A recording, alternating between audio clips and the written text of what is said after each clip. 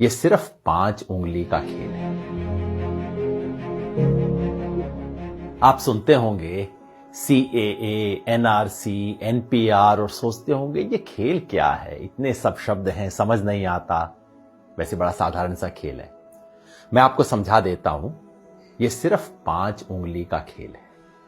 5 उंगली की यात्रा समझ लीजिए, ध्यान से समझिएगा और फिर समझाइएगा भी दूसरों को। ये यात्रा शुरू होगी सबसे छोटी उंगली से। बड़ा साधारण सा काम होगा।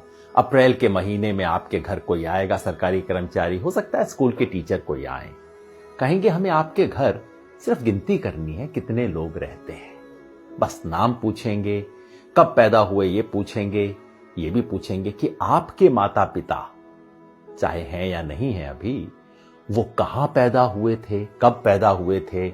आधार कार्ड का नंबर मांगेंगे, ड्राइविंग लाइसेंस मांगेंगे, कोई प्रमाण नहीं मांगेंगे। उस वक्त आपको लगेगा छोटा सा मामला है।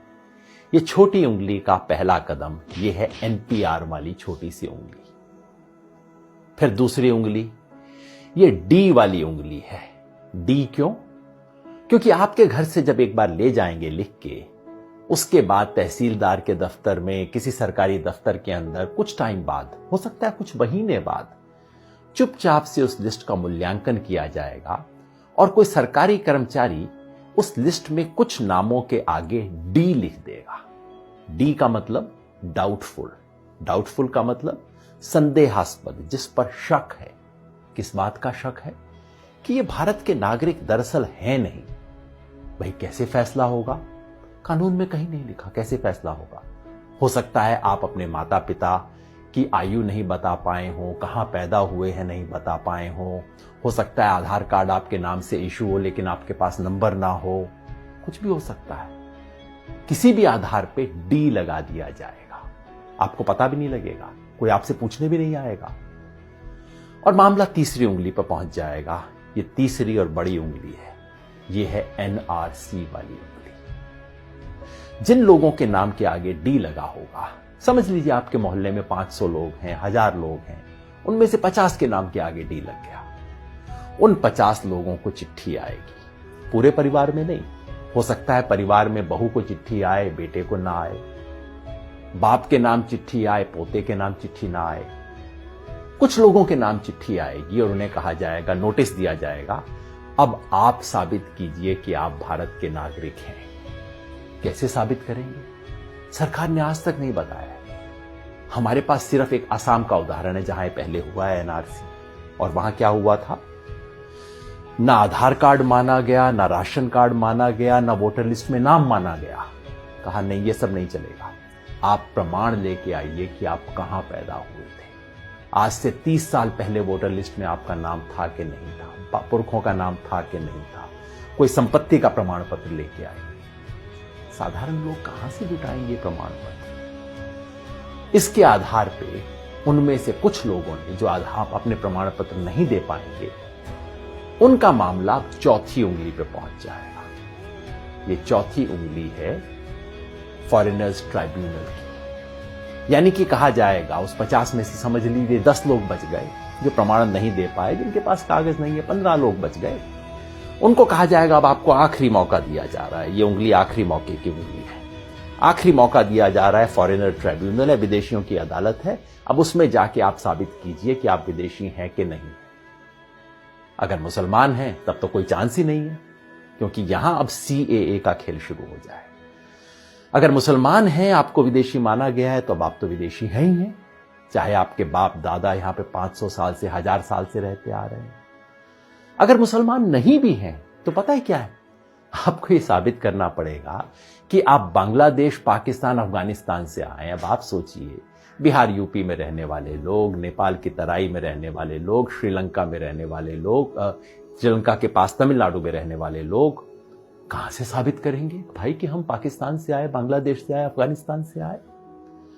फॉरेनर ट्राइब्यूनल में अगर साबित आप नहीं कर पाए, जो लोग भी साबित नहीं कर पाए, वो लोग विदेशी घोषित हो जाएंगे और मामला अब चौथी उंगली से अब अंगूठे पे पहुंच जाएगा, अंगूठे तले दबने वाला। ये है डिटेंशन सेंटर। डिटेंशन सेंटर का मतलब जेल, विदेशियों के लिए बनी हुई खास जेल। भारत सरकार इसके नियम बना चुकी है। डिटेंशन सेंटर असम में बन चुका है, कर्नाटका में काम करना शुरू कर चुका है, बाकी 10 राज्यों में बन रहे हैं डिटेंशन सेंटर। जिस व्यक्ति के पुरखे पता नहीं कब से यहां पे रहते आ रहे होंगे, उसे अपनी ही मिट्टी में विदेशी बना के डिटेंशन सेंटर में डाल दिया जाएगा। यह है खेल। शुरू होगा छोटी उंगली से, एनपीआर से, और खत्म होगा कुछ लोगों के लिए। हो सकता है 1000 में से 1 लोग, हो सकता है 1000 में से 2 लोग डिटेंशन सेंटर में बने। क्या ये चाहते हैं? अगर नहीं चाहते तो इसे रोकने का एक ही तरीका है। ये 5 उंगली का खेल कैसे रुकेगा?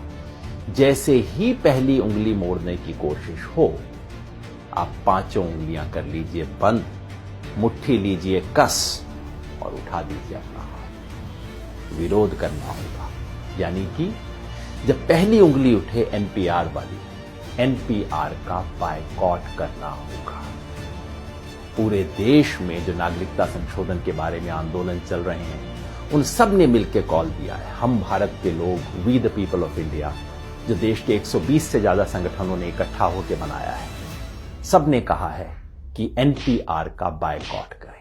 यानी कि जब आपके घर में कोई टीचर आए, कोई सरकारी कर्मचारी आए एनपीआर का डेटा लेने, प्यार से बात कीजिए, इससे बुरा बात करने की जरूरत नहीं। पानी पिलाइए, चाय पिलाइए, नमकीन भी खिलाइए। नमक खिलाना बहुत जरूरी है, क्योंकि ये संविधान का नमक खाते हैं, याद दिलाना है। ये कर्मचारी इस देश के कर्मचारी हैं, किसी पार्टी के नहीं है। सब कुछ दीजिए, प्यार से कीजिए, लेकिन कागज नहीं लिखवाएं। कागज में कोई सूचना नहीं देंगे, क्योंकि एक बार सूचना दी फिर मामला आपके हाथ से बाहर है। कागज नहीं लिखवाएं। और अगर वो कहें कि ये तो कानून है, आपको करना पड़ेगा, उन्हें प्यार से कहिए, मास्टर जी आपकी बड़ी इज्जत करते हैं, लेकिन क्या करें, महात्मा गांधी की इज्जत थोड़ा ज्यादा करें। इस देश के राष्ट्रपिता ने कहा था कि अगर कोई असंवैधानिक, अन्यायपूर्ण कानून है, उसका विरोध करना हमारा अधिकार ही नहीं, हमारा कर्तव्य भी है, हमारा हक भी है, हमारा फर्ज भी है। इसी रास्ते पे हमें चलना होगा। याद रखिए, हम संविधान बचाने निकले। एक हाथ में तिरंगा, दूसरे में संविधान, मन में अहिंसा और जन गण मन का ध्यान। इसी रास्ते पे हम